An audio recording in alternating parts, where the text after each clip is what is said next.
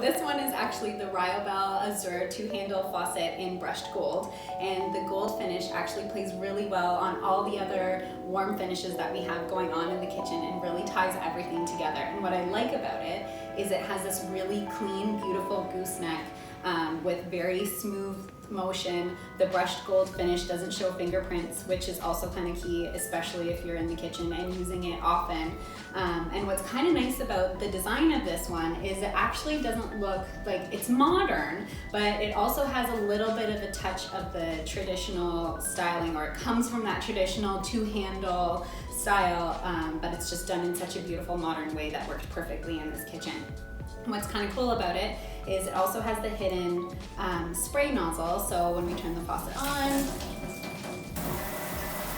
we can just flick the switch to have it spray and then back off, and it just functions like a normal faucet. We love it.